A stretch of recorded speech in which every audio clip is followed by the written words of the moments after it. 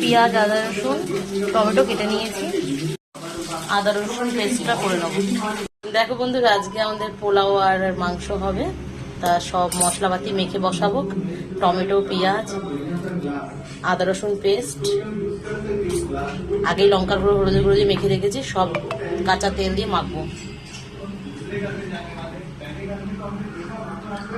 একটু জিরার গুঁড়ো দিয়ে দেবো। নুন টুন সব দেওয়াই আছে। মেখে বসাবো।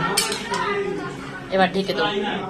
আমি বলেছি না বন্ধু, মেখে বসাবো, ওই জন্য আলুগুলো ভাজিনি।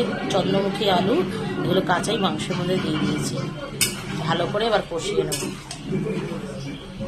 দেখো বন্ধু, এদিকে আমি প্রেসার কুকার বসিয়ে দিয়েছি। প্রেসার কুকারটা গরম হয়ে গেছে। তার মধ্যে আমি রিফাইন তেল দিয়ে দেবো। দিয়ে গরম মশলা, গোটা গরম মশলা দিয়ে দেবো। এই যে গোবিন্দভোগ চাল 500 গ্রাম, ঘিটা এর মধ্যে দিয়ে দেবো। তাহলে সেন্টটা ভালো আসবে। গরম মশলাটা দেওয়া হয়ে গেছে। এবার চালটা আমি দিয়ে দেবো। চালটা দিয়ে ভালো করে নাড়িয়ে দেবো।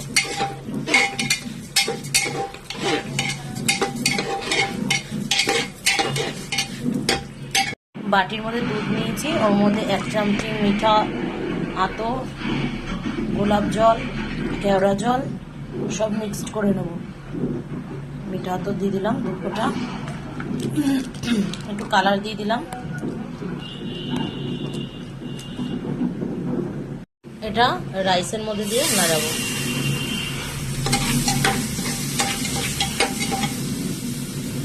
আমি প্রেসার কুকারে ভালো পোলাও করতে পারি, আমার কড়াইতে আমি ভালো করতে পারি না।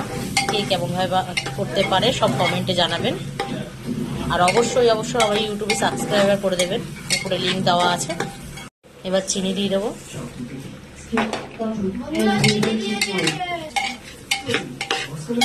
এবার পরিমাণ মতো নুন দিয়ে দেবো।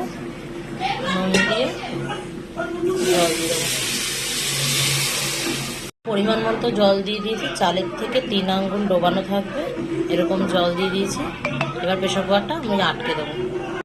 এদিকে মাংসটাও ভালো করে কষানো হচ্ছে।